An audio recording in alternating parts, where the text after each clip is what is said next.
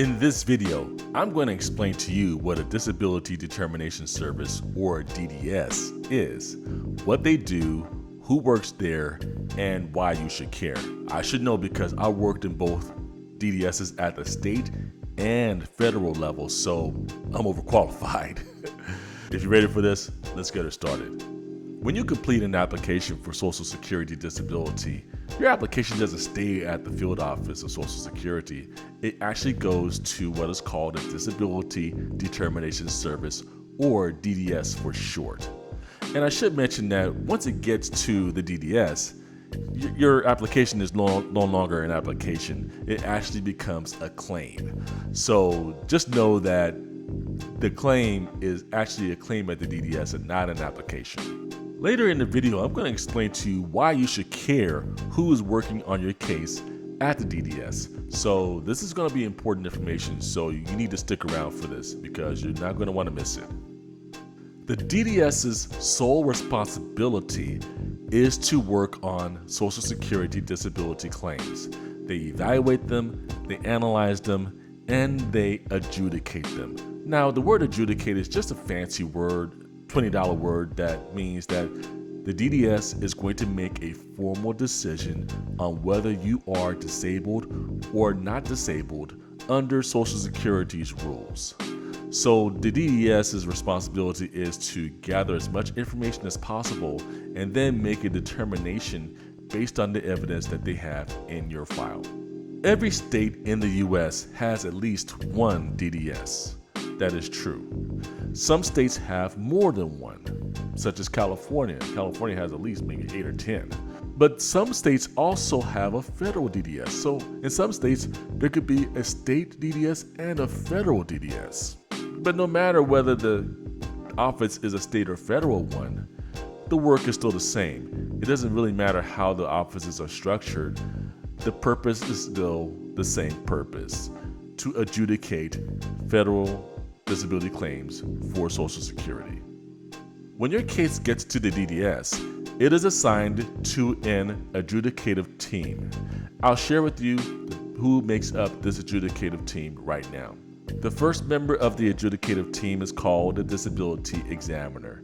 Now, it could be called different things based on the state you live in. It could be a claims examiner, it could be a claims adjudicator. When I worked in California, I was called a disability evaluation analyst. At the federal level, I was a social insurance specialist. So regardless of the name, the function is still the same. And the function of a disability examiner is to develop the case and make a determination. Now let's go over the responsibilities of the disability examiner. What this person does is request records from your medical sources and other sources. They initiate the request to send you to a consultative exam.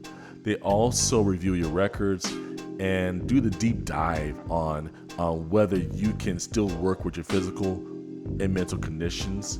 And they also contact you or people that are associated with you for more information, such as your attorney rep. One important thing that the disability examiner does is prepare the case for the second member of the adjudicative team, and that person is the medical consultant, or the MC. The MC is a doctor who is on the DDS staff. Now, they are actual doctors with a specialty in medicine, whether it's neurology, cardiology, orthopedic surgery. It could be a psychiatrist, psychologist, even a plastic surgeon. They are legitimate doctors who have been in practice and who are certified, and they are on the staff reviewing these claims, specifically the medical evidence. Now, the MC reviews your medical evidence. They determine how severe your conditions are, and they see if there's enough information to make a decision on the medical side alone. And if there's not enough evidence, they'll consult with the examiner and determine how to get more evidence, whether it's a CE or contacting your doctors again for more records. The MC also signs off on the medical portion of the claim, so that way they are able to secure what's happening on the medical side for the disability examiner to take the next steps on the case. The MC is also responsible for training the disability examiners and giving them advice on what they should do when it comes to the medical side of the claim. Now, there are both physical and mental MCs on staff. So if you have both physical and mental conditions, then you're going to have a physical MC reviewing the case for the physical records and a mental MC reviewing the mental records. So you can have 2 or more MCs involved on your claim on top of the disability examiner. I should mention that there are other people on staff at the DDS who are going to be handling the claim too, to make sure that the case is being processed efficiently and timely. But the disability examiner and the MCs are the adjudicative team, and they're the ones calling all the shots. While we're here at this part of the video, hit that thumbs up button. Let me know how I'm doing, whether this is actually giving you some great value. I really hope it is. So the thumbs up lets me know that I'm on track. Please take the time to do that right now. I really appreciate it. Okay, so here's why you should care about who's working on your claim at the DDS. And it's quite simple. 80 to 90% of the work done on your application or claim is done at the DDS. Period, dot, full stop. It's not even a contest. The MC and the disability examiner are the ones that are going to be doing the most work on your claim. It's important to know who the disability examiner is on your claim, because this person, basically, the buck stops with the disability examiner. They do the majority of the work.